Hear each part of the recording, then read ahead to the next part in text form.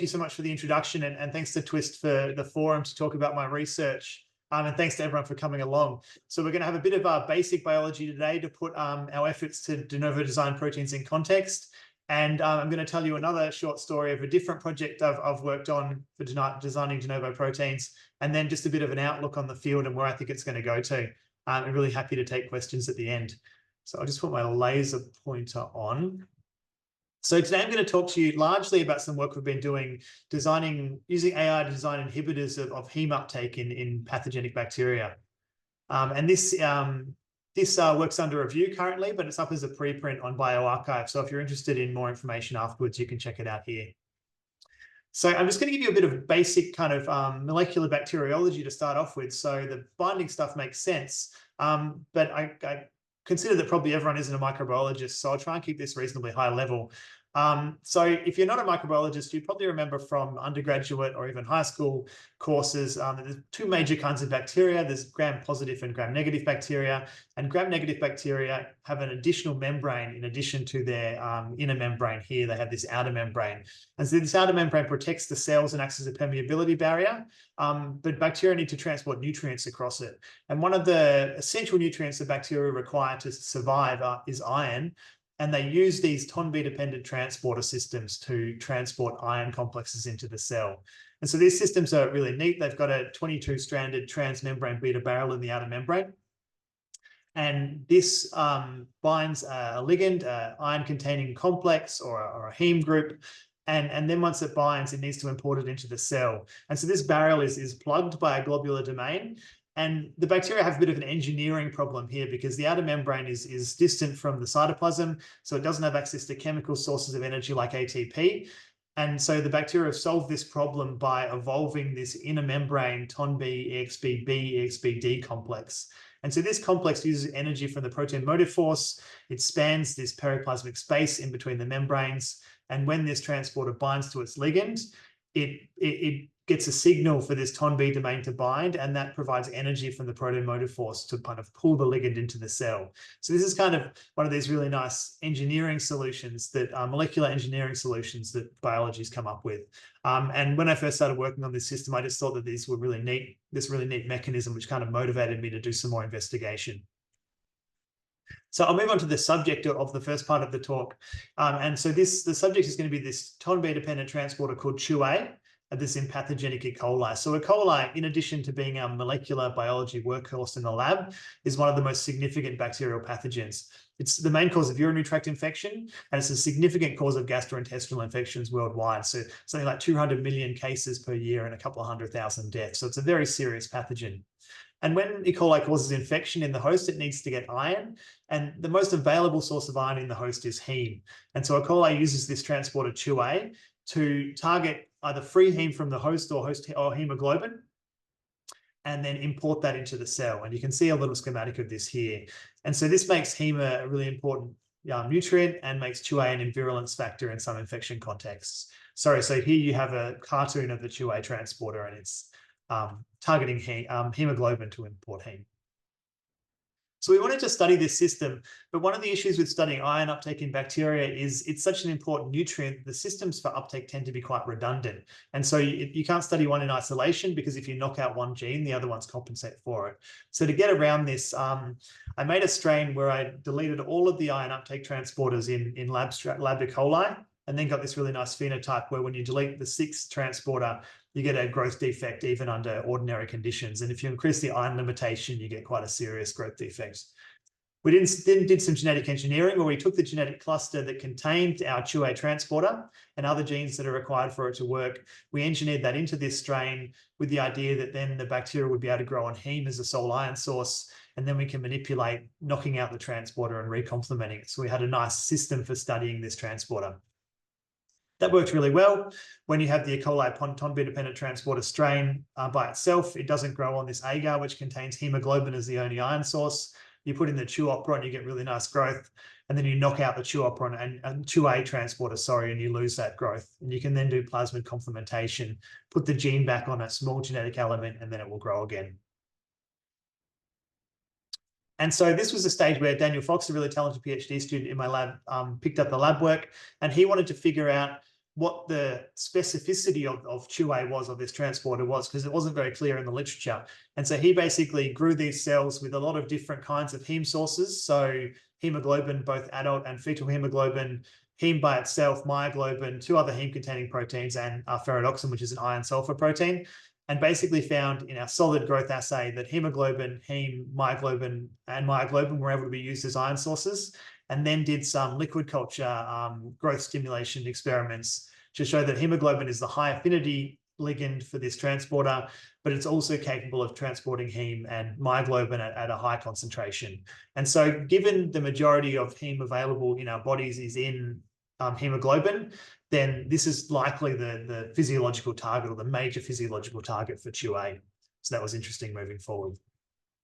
He also followed this up with some BLI, so some bilayer interferometry binding experiments to show that the KD for the CHU-A hemoglobin interaction was about 80 nanomolar, so quite a high affinity interaction. And so with this information in hand, we're a structural biology lab, so we wanted to determine the structure of CHU-A in complex with hemoglobin. So we mixed the two components together and set up some crystal trays. We got some promising looking pink crystals, so we thought we might have a complex. But then, as often happens with structural biology, we solved the structure and we got this molecule here, which is the CHU-A transporter by itself. You've got this elegant 22-stranded beta barrel with a plug domain, and then you've got this heme functional group that's bound. And so what's happened is, in the course of the crystallization or the incubation of these components, CHU-A is bound to the hemoglobin and it's extracted the heme from hemoglobin, and then it's disassociated. And we also found this occurred when we tried to do the complex structure by cryo-electron microscopy, and we only saw class averages of the transporter by itself. You can see the transporter here, and you've got this little detergent micelle that you see in the cryo-EM. And this was consistent. It was a little disappointing, but it was consistent with previous literature on this transporter, which showed that it's quite effective at binding to hemoglobin and extracting heme, and therefore its interaction with this protein is transient. So we weren't able to capture the complex by this means. Just before I go on, I wanted to touch base on the oligomeric state of hemoglobin, because this is going to be important for the rest of the talk. So as probably a lot of people know, hemoglobin inside our red blood cells, it's an oxygen carrier, and it's in a tetrameric conformation where you have two alpha subunits in light green here and two beta subunits in dark green. But actually, this oligomeric state is in a pH and redox dependent equilibrium. And actually, under a lot of conditions, hemoglobin is actually a dimer of an alpha and beta subunit. And you can see this here for both the reduced Fe2+ oxyhemoglobin and the oxidized Fe3+ methemoglobin, where if you reduce the pH from 8 down to 6, you see a change in the size exclusion experiment from a tetramer, which is represented by this peak, down to a dimer, which is represented by this peak. And basically, the literature suggests that in the blood, if a red blood cell lyses and releases its hemoglobin, the hemoglobin relatively quickly forms a dimer. And so the dimer form is the form that's relevant to the invading pathogen. So we performed some AlphaFold 2 structural modeling to see if we can recapitulate the complex. And so AlphaFold 2 is a AI protein structure prediction program that's been around for a while. And it's very good at predicting the structure of molecules just from sequence, or a lot of molecules. The one thing we've actually found it's useful for as well is predicting protein complexes, and even protein complexes where the proteins originate from different organisms, which is really cool. So we gave the program the sequence of CHU-A and the sequence of the alpha and beta subunits of hemoglobin, and we got this this complex here. And so this is the dimer form with a predicted complex with a CHU-A transporter. And I'll just show you a little movie of this. And so this is the beta subunit of hemoglobin here, alpha subunit here, and then this is the fetal hemoglobin, which has a gamma subunit, which is difference in sequence to the beta subunit, and then myoglobin, which is a monomeric protein, which we showed is also a substrate for this CHU-A transporter. Here are the quality scores for those AlphaFold models, because it's always important to show these. So blue is good, red is bad, green is in between. So we don't see any red. So these models, the program is relatively confident that these models have some validity, although being just a model, we want to confirm it with more analysis, structural or otherwise. And what was interesting is when we superimpose heme with these models, because of the same binding pose, heme is more or less in the same position in the complex. So you can see for fetal hemoglobin here, and then for myoglobin. And when you contrast the position of that heme to the position of the heme in the crystal structure we solved, where heme had been extracted from hemoglobin, you can see that the position of the heme in the predicted structure is very close to the the position of the heme in our experimental structure, and you can kind of see how if you had release of heme from hemoglobin, how it might end up coordinated at that site.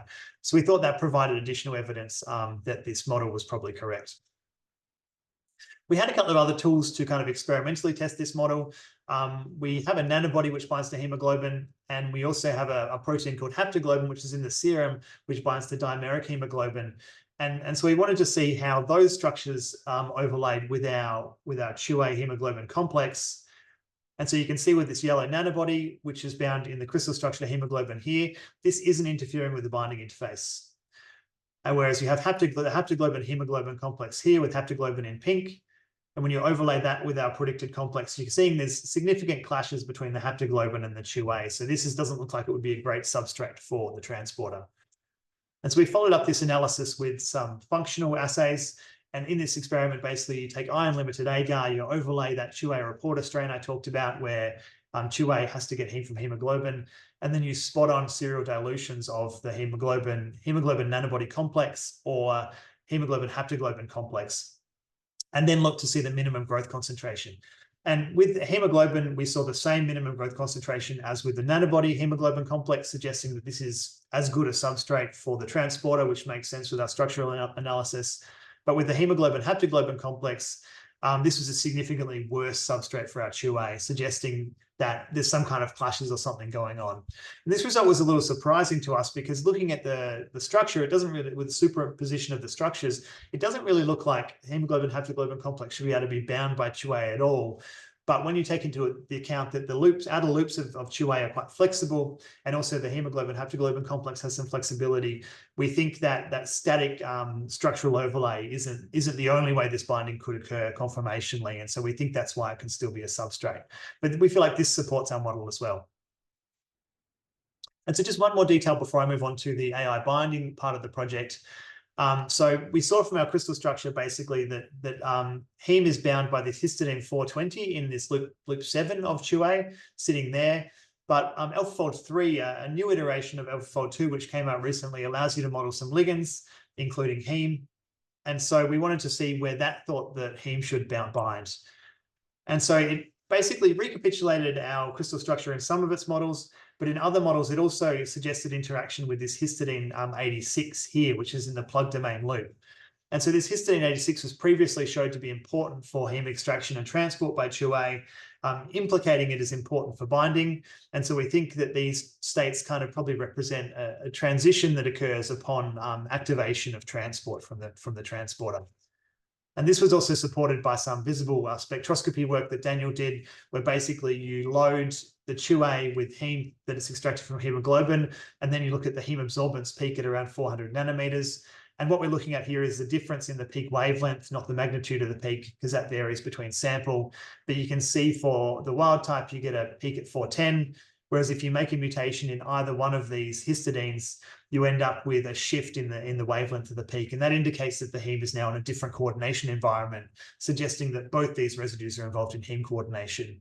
Whereas this histidine 86, which is adjacent to this region, but isn't involved in binding, you didn't see a significant shift in the wavelength. So that's further evidence that both these histidines are involved in binding.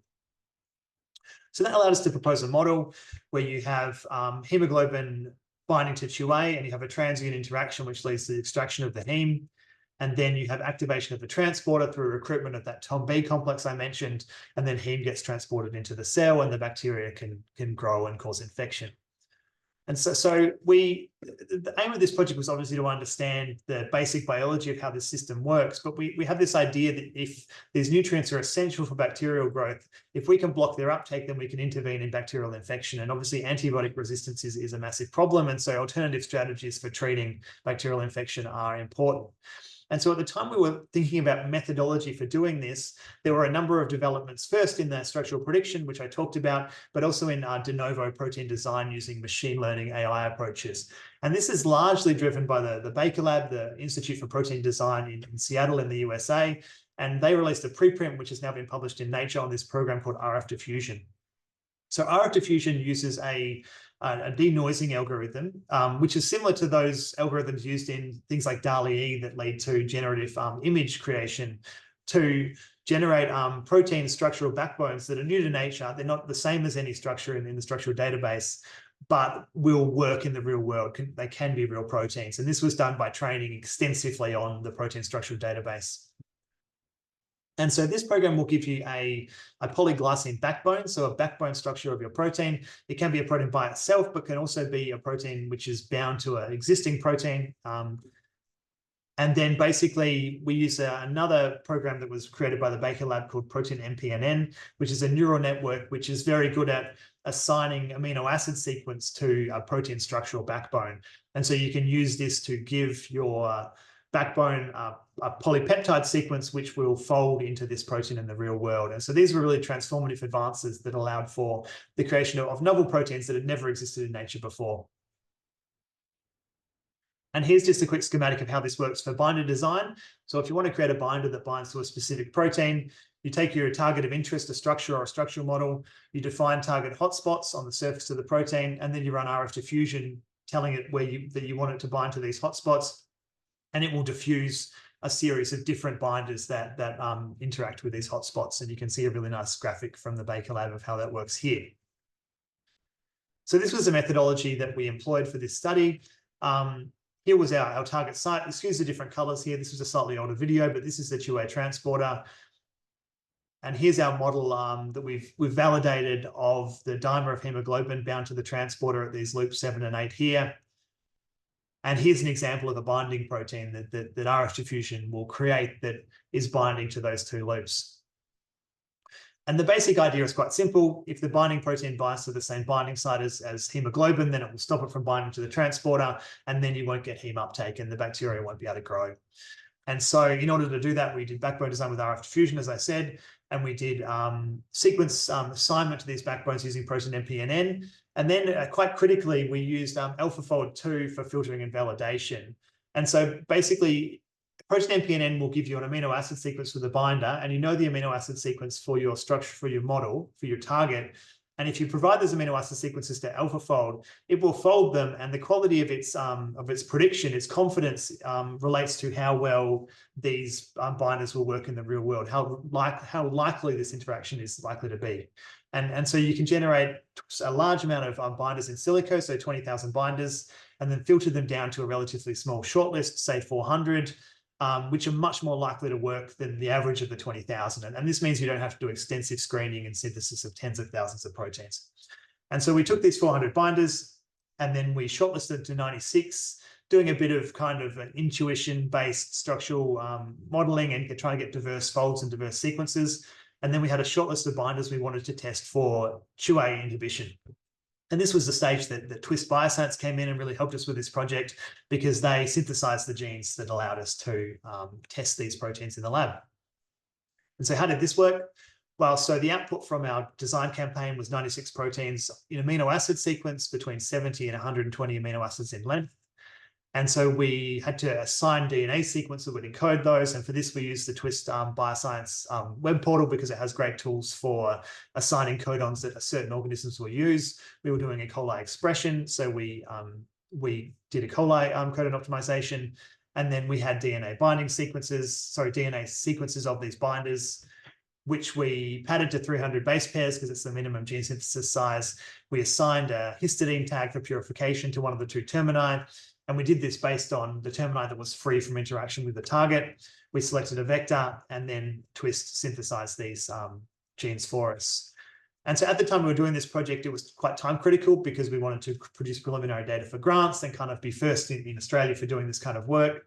And this was where Twist was really helpful, because they have an express gene synthesis service. And so we ordered our genes at the 16th of February, 2024, and we received them in our hands on March the 7th, 2024. And so that's with the genes being synthesized in the United States, being shipped to the distributor, decode, and then being shipped here. So this was really impressive, and it really allowed us to accelerate this project. So then we have a plate containing expression vectors for 96 binding proteins in our hands. So what do we do next? So we wanted to produce all our binders in parallel in high throughput or relatively high throughput for our lab, and then screen them all in parallel. And so we developed a 96-well based transformation and expression protocol, where basically we took the DNA and we transformed it into E. coli in a separate well of a 96-well block, and then recovered those cells with growth media before adding antibiotic selection directly into the well. So anyone who's familiar with transformations or cloning would know that you normally will transform your cells, recover them, and then you'll plate them out and select individual colonies that have incorporated the plasmid. So rather than doing that, we just did our selection in the well, using antibiotics to kill off any non-transformants, and then using that for protein expression. And so this really massively decreased the amount of workload that was required to transform our proteins. And we did some initial testing with fluorescent proteins to see that we were getting good levels of expression using this protocol, and it worked quite well. And so then after overnight growth, we have a 96-well plate that contains expression strains for each of our 96 binders. And so we expanded that to 24-well plates for protein expression. So we used an autoinduction media, and we basically inoculated the autoinduction media with our expression strains, grew them overnight, collected the cell mass by centrifugation, and then used chemical lysis in the 24-well plates to lyse the cells and release our protein. And then we pelleted the cell debris to get rid of it. And then we used a vacuum manifold to do 96-well plate in parallel purification. So you can bind the proteins to loose nickel resin, separate the resin from the lysate using the vacuum manifold, and then wash and elute the protein. And this is a 24-well block, but I've just got a little video here of how this works. I think it's quite neat. And so this really speeds up the process of binding, washing, and elution. And then you just end up with a 96-well plate that contains your purified protein. And through a bit of optimization, we managed to get quite pure binders, which expressed quite well across the board generally from this protocol for further downstream analysis. And so with this protocol, we ended up with semi-purified binders in around 3 days.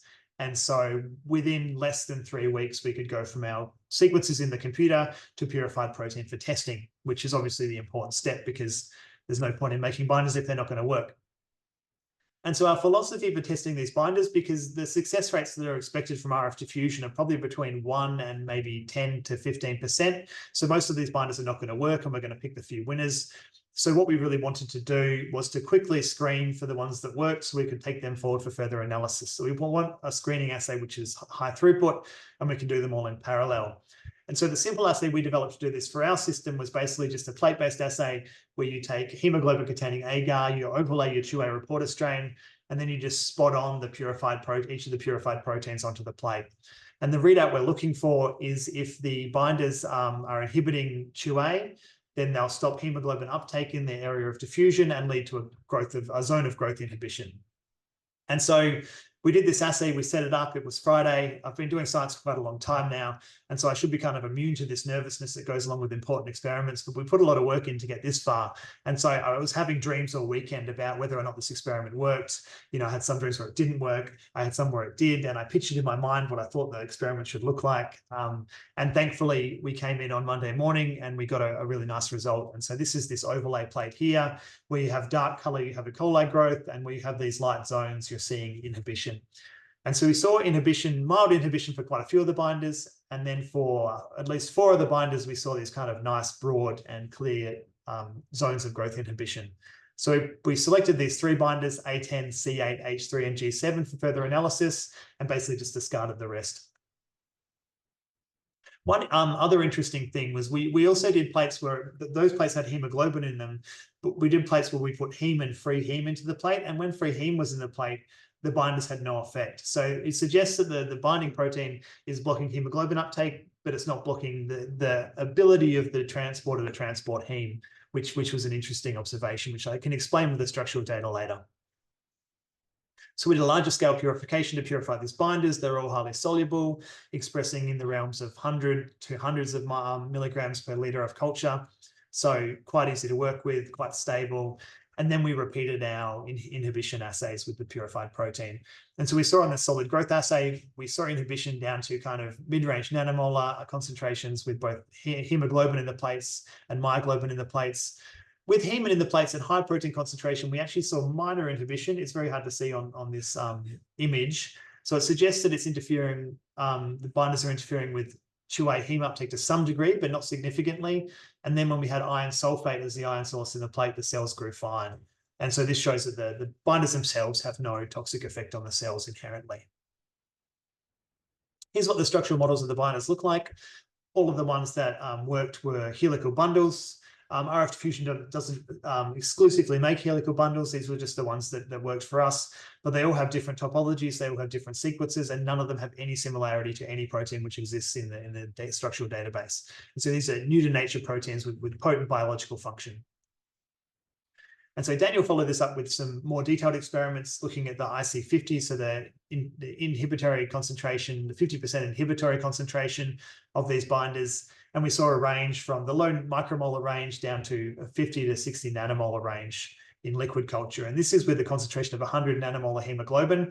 And so our best binders, G7 and H3, were able to outcompete hemoglobin for binding to the transporter, even when they were present in a lower concentration, which was quite a success, we thought. And this was consistent with the dissociation constants for these two binders as measured by BLI, where we got KDs of around 85 and 64 nanomolar. One thing that was interesting was this A10 binder, which had a KD of around 155 nanomolar, only had a minimum inhibitory concentration of about 3 micromolar. And so this large difference is kind of incongruous, but we think it might be because of the faster on and off rate of this A10 molecule compared to these other ones. And so the dynamic of the on and off rate of this binding protein might allow hemoglobin to basically bind and get heme into the bacteria for their growth. And so this was quite successful. The binders do basically what we thought they were going to do, but we wanted to know if the experimental structures, the biological structures of these molecules matched what the predictions were. And so for this we turned to, in the first instance, X-ray crystallography. We set up crystal trays of all 4 of the proteins. Crystallography being what it is, we only got one of them to work and got a structure of this C8, and basically managed to show that the structural model for C8 in pink very closely matched the experimental structure in red. And in fact, the differences you see, for example, sorry, I'll just put my pointer back on again. The differences you see in this region of the helix are really more to do with flexibility of the molecule than actual differences between the prediction and the design. So basically, the AI designed protein matches the biological reality of the protein by itself in isolation. We also wanted to test this for the predicted complex, which is the critical thing. And so for this, we turned to cryo-electron microscopy. So Daniel did this at the Monash Cryo-EM facility with the help of Chris Lupton, Brad Spicer, and Hari Venugopal. And basically, when you have 2A by itself, you get these cute little class averages with the mycel and the transporter. And when you have G7 present or H7 present with 2A, you immediately see this additional density in these 2D class averages for the binder bound. And this is one of the things I really like about cryo-EM, because you get these 2D class averages first, but if you're looking for an additional subunit, you usually will see it immediately in the class average. So it's very gratifying. And so here are the maps of the refined structures, here for 2A just in the presence of heme, and then here for 2A in the presence of this binding protein G7, and here for 2A in the presence of H3. And you can see that we got sub-3 angstrom structures for both of these, with them binding to the loops that they were predicted to. And this binding very closely matches what the prediction was. So you have the experimental maps here, and then you have the predicted models here, showing they look very similar. And you can see from this video here where you have G7 in kind of brown, chocolate colored. This is the predicted model, sorry. And in pink, you have the experimental model. The overlays are very close. And in fact, the difference in the overlay really stems from a bit of a conformational difference in that loop of 2A, which is flexible. So the experimental design is a very close match to the experimental. You can see the same for H3.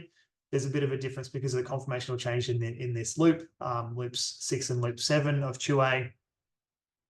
However, when you overlay the two proteins by themselves, they're a very close match. And so essentially, these de novo AI designs are recapitulated in the real world structure of this polypeptide sequence, which is, I mean, I guess we're used to it now because we've been doing this for 18 months, but I think it's really a stunning advance for protein science, basically. And so just finally, this sort of allows us to kind of fill in the blanks for how these inhibitors are working, where you have a G7 in a surface molecule here, and then you have the dimer of hemoglobin, and you can see there's a large overlap between the binding interface of the binder and the hemoglobin, which is blocking it from binding. But with the heme-only bound structure, the heme binding site is largely still available. And so we think that's why these transporters can still, well, CuA can transport heme when the binders are bound. And you see the same phenomenon for H3. So you've got a large overlap with the binding site for hemoglobin, as we predicted, which is blocking that hemoglobin binding and the heme extraction. But when you have the heme there, you can see the heme binding site, especially this H86, is still available. So we think that's why these aren't blocking heme uptake. So that's basically the end of this part of the story. What's next with this project? We want to generate binders to a second heme transporter in pathogenic E. coli, HMA. And so existing data shows that, at least in a uropathogenic model, the loss of both CuA and HMA leads to a fitness defect for E. coli, a virulence defect. And so we're hoping if we can make cocktails of binders to both these transporters, we can block E. coli growth in a mouse model. And this will also provide valuable data on the stability and the immunogenicity of these proteins. So that's the end of the membrane protein CuA story. I just really wanted to fairly quickly touch base on another design project we did in parallel to this CuA story that was run out of Gavin Knott's lab at Monash University, with most of the work done by Cynthia Tavernow. And so Gavin is a CRISPR guy. He works on a number of CRISPR systems, including discovering new ones. And one of his favorite CRISPR systems is CRISPR-Cas13. And so we wanted to see if we could design anti-CRISPRs that could modulate and inhibit the function of CRISPR-Cas13. So CRISPRs are obviously probably known by everyone in the audience. They're a really important nuclease editing and processing enzyme family, which have a lot of biotechnological application. And Cas13 is an RNA-guided RNA targeting Cas, so it's a bit different to the DNA targeting molecules. And basically it has a protein component and then a guide RNA component. And the guide RNA component recognizes a target RNA. And when it recognizes the target RNA, the nuclease domain it has, this heparin nuclease domain, gets switched on, and then it starts cleaving RNA. And it will cleave host RNA, it will cleave RNA of an invading virus. And so basically, how these systems work in the bacteria is the target RNA is a viral RNA, and Cas13 is detecting the presence of that RNA, and then basically just shutting down translation by killing all the RNA, and that aborts phage infection. It damages the cell personally, but it saves the population and prevents phage from infecting. And so this is the region that we targeted for inhibition of Cas13. It's this heparin nuclease. So this is the active site for nucleic acid cleavage in this protein. And the rationale here is that we know how to switch Cas13 on, but if we're going to use it in sensory devices or potentially in patients, we need to have the ability to switch it off when we want to switch it off. And so having an anti-CRISPR which can shut it down is great for application and for control. And so to do the practical side of this work, Cynthia and Gavin did a very similar workflow to what I outlined before. We designed the proteins, and then they had them synthesized by Twist. They came in the same order as the CuA ones, who were doing all this in parallel. It was quite nice. And then initially, Gavin and Cynthia and some other people in Gavin's lab used a cell-free assay to translate the expression vectors into protein. And then they put that cell-free mixture directly into a Cas activity assay.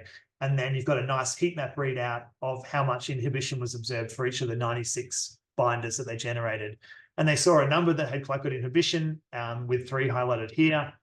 They followed that up with BLI. I think you can see a similar toolkit for this screening here to look for interaction between the binding protein and Cas13, and saw a binding interaction profile that pretty closely matched the best inhibitors, which was comforting. And then followed this up with a purified protein assay, which recapitulated the cell-free assay and basically showing that these 3 binders were the best. And then those are the ones that were taken forward for further analysis. They got named anti-CRISPR VIA1, VIA2, and VIA3. And then these were used in a quantitative Cas13 inhibition assay, which showed that they all inhibited Cas13 down to single-digit nanomolar concentrations, which is a really remarkable achievement straight from a computational design with no experimental optimization. They're also a structural biology lab. So Cynthia did a really nice cryo-EM structure of Cas13 in complex with one of the binders, showing that the density present matched very closely with the computational design for the binder, essentially showing that they exist in nature as designed, as with the 2A molecules. And so that's so then there's one final experiment, which is actually kind of my favorite experiment for this series, where they created a circuit to test if these anti-CRISPRs could work in cells, which is really important for downstream applications. And so in this system, they had E. coli, which they could infect with this phage, T4 phage. And then they had an expression vector which contained Cas13 and contained or didn't contain a guide RNA that recognized the T4 phage RNA. And then they also could have an optional plasmid that had one of the binding proteins under tight expression control. So it could be switched on when they wanted it switched on. And so then they took these strains and then infected them with T4 phage.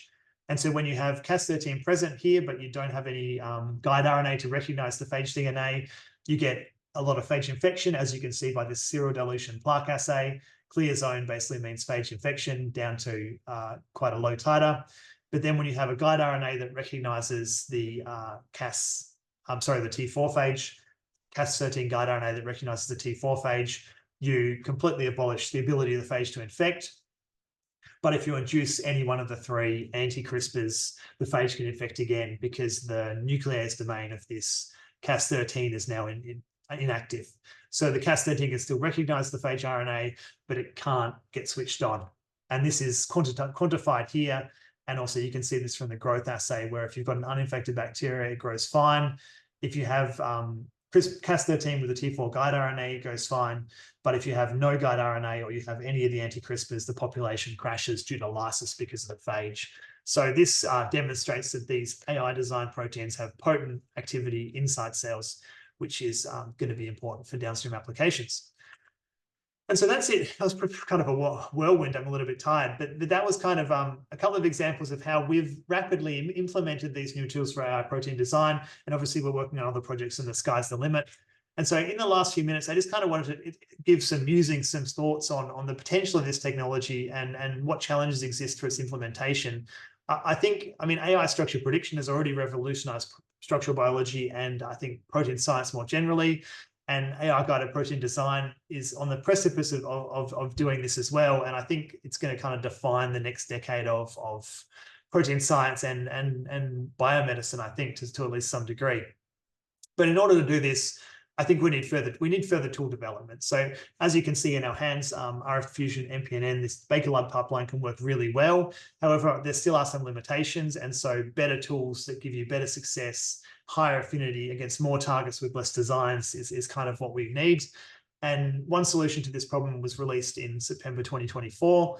I think it's kind of indicative of how fast this field is moving, is that it feels like a long time ago that this program Alpha Proteo was released, but it was only September last year.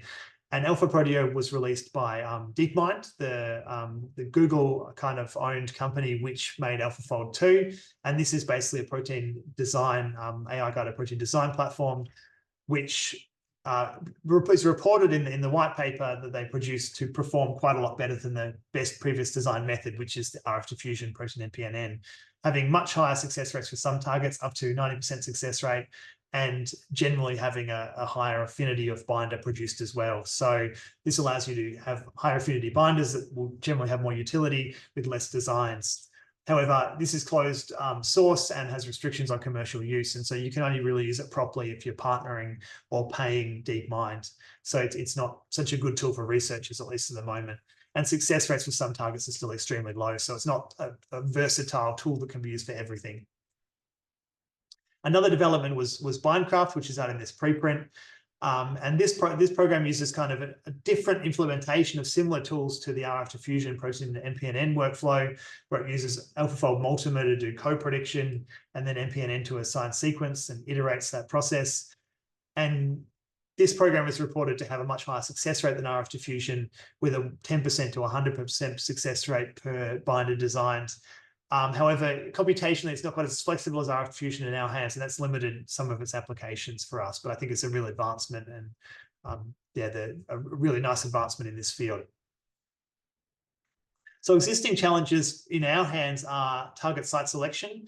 So not all target sites and not all targets you'll have equal success at making binders. So polar and flat protein surfaces are still quite difficult to get successful binder prediction. And explicitly accounting for post-translational modification, stuff like glycosylation, which is especially important for mammalian proteins, is still explicitly quite difficult to account for in the prediction stage, and so it's hard to work with. We achieved an experimental success rate of around 4% with nanomolar affinity for our 2 targets, which I think I said it's okay. I think it's great, but obviously that meant we still had to make 96 genes, which comes with a DNA synthesis cost, and so the higher our success rate, the more you can bring that down.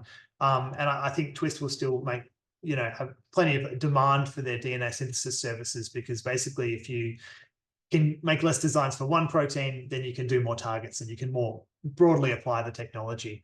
And having less proteins would also mean less screening costs.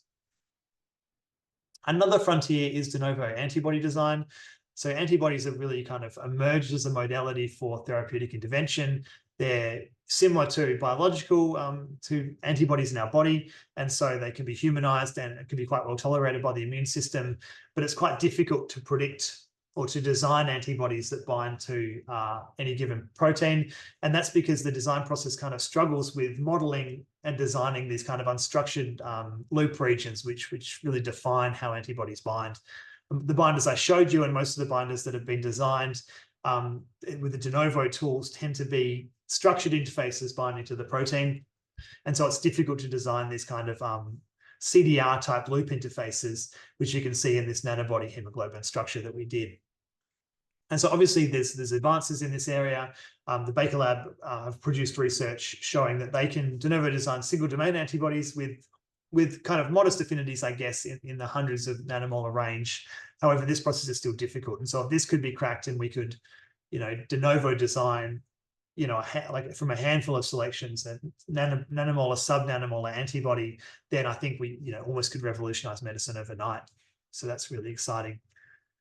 Other challenges include delivery and bioavailability. So there's some studies that show that you can actually deliver mini binders like this Th17 antagonist cell paper through an oral route. They're stable enough to survive the gastrointestinal tract in mice at least. mRNA delivery would be good for some targets, and injection would work in some cases. An example of this is a really nice Nature paper that just came out from the Baker and Jenkins labs, where they designed binders to a range of snake venom toxins and showed that they could deliver these to mice and prevent the mice from dying from the venom. So de novo designed anti-venin straight from the computer, which is pretty wild. Immunogenicity is still a bit of a question. However, initial indications are positive, and the binders are generally very highly thermostable and resistant to proteases. So the ability of the immune system to recognize and deliver peptides that can be recognized might kind of allow applicability of these proteins. And for some applications, for example, the anti-venin application, where you're not expecting to give these proteins multiple times, immunogenicity becomes less of an issue. So just to kind of summarize the potential of these de novo design tools and the use of AI in structural biology more generally, as quite a lot of people will probably know, the Nobel Prize in Chemistry was just awarded to David Baker, Demis Hassabis, and John Jumper for protein structural prediction and computational protein design that are really at the center of the data that I think is quite exciting that we presented today. And there's also been a huge amount of activity with spin-outs of companies from the Baker Lab and other places that are using these tools to solve real-world problems. So investment or mergers or buyouts in the range of the tens to hundreds to billions of dollars, billions to hundreds to billions of dollars. And so I think watch this space. I think it's going to be it's a really exciting time to be in this science. And so that takes me basically to the end of my talk. This work was done in conjunction with Gavin Knott and Mario Dmitrinin at Monash University in Weihai. Really big shout out to Twist for really facilitating the DNA synthesis that enabled this project to happen. I think it's kind of, it's an interesting conceptual thought, right? Because all of this AI design stuff is done on a computer. You end up with digital information, and DNA synthesis is really the rubber meets the road bit where this digital information gets transformed into chemical information, which can then be used in biology. And so it's a really integral part of the process, and keeping throughput high and costs low and turnaround time fast is critical, which is something Twist has delivered for us. I'm at the University of Melbourne. These people have contributed to funding, and here's my research lab. Daniel Fox is the PhD student in the lab who did the lion's share of the experimental work that I presented for the 2A story. And I'm more than happy to take any questions.